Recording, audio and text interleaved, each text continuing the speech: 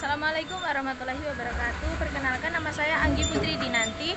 Saya dari Pendidikan Luar Sekolah Fakultas Ilmu Pendidikan, offering A4A. Di sini saya akan menjawab pertanyaan dari Bu Anggi, mata kuliah Pedagogi Andragogi dalam pembelajaran PNFI. Untuk pertanyaan yang pertama, jelaskan perbedaan pedagogi dan andragogi. Pedagogi merupakan seni mengajar atau cara mengajar seorang guru yang menjadikan guru sebagai pusat ilmu pengetahuan atau teacher centris. Biasanya peserta didik atau murid pembelajaran pedagogi ini merupakan anak-anak. Anak-anak tidak diukur dari usianya saja, tapi dari pengetahuan dan cara kelola emosionalnya dan juga finansialnya.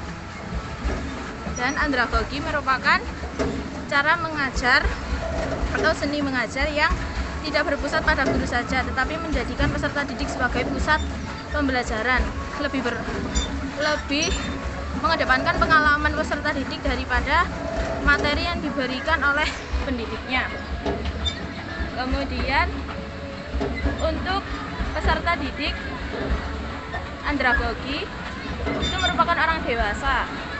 Orang dewasa tidak hanya diukur dengan usianya saja, tetapi juga dengan pengalamannya. Meskipun dia tergolong anak-anak di usianya, tetapi jika dia mempunyai pengalaman yang lebih dari anak-anak pada umumnya, dia juga merupakan orang dewasa. Dan biasanya melakukan pembelajaran andragogi ini pada pendidikan non formal. Ganti paling. Mohon maaf kalau saya ngos-ngosan. Kemudian untuk pertanyaan yang kedua, untuk soal nomor 2, sebutkan contoh penerapan prinsip andragogi dalam pembelajaran orang dewasa di masyarakat. Prinsip andragogi yang saya ketahui ada beberapa ya, ada 4. Yang pertama konsep diri, prinsip konsep diri. Kedua, prinsip pengalaman pelajar dewasa. Yang ketiga, prinsip motivasi belajar, dan prinsip pembelajaran aktif. Menurut saya yang bisa diterapkan atau yang bisa saya contohkan penerapannya dalam pembelajaran orang dewasa di masyarakat, contohnya di motivasi belajar pada pendidikan non formal kursus menjahit misalnya.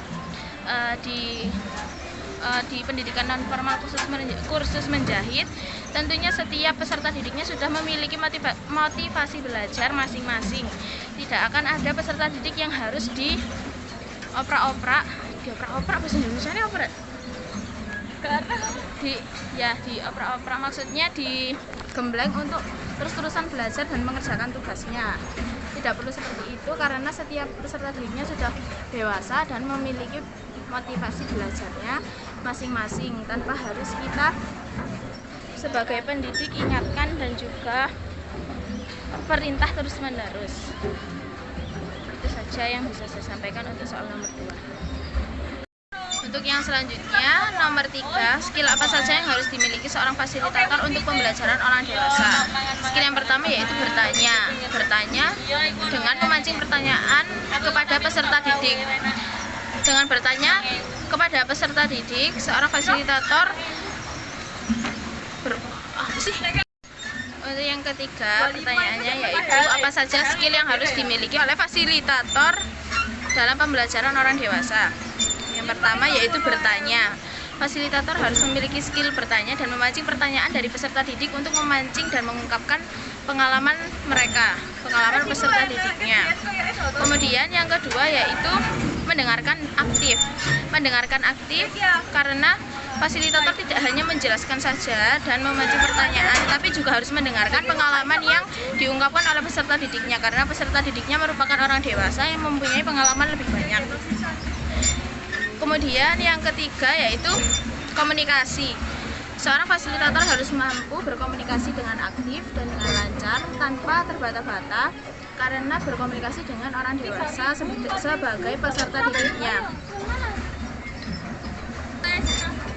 Skill komunikasi fasilitator juga berfungsi untuk mengarahkan lalu lintas komunikasi dan informasi supaya bisa supaya bisa tersampaikan dengan jelas dan dengan rinci kepada peserta didiknya yang yaitu orang dewasa.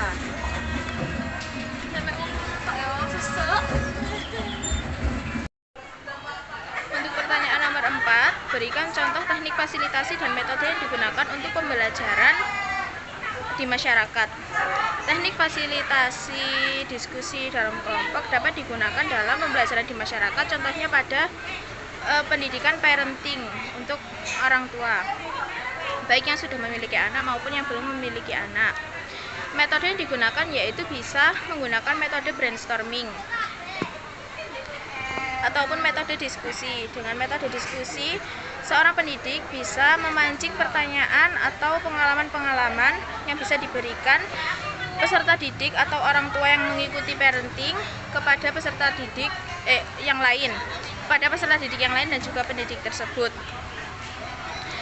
Kemudian teknik brainstorming juga bisa digunakan untuk saling tukar pikiran.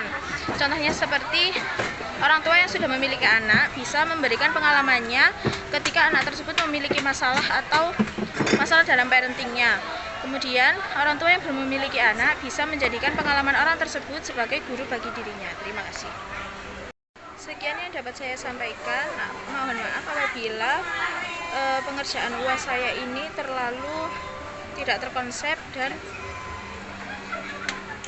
tidak jelas, karena mohon maaf saya berada di Sengkaling sedang melakukan rekreasi dengan anak didik saya yang ada di TK Wisnu Wardana. Terima kasih. Wassalamualaikum warahmatullahi wabarakatuh.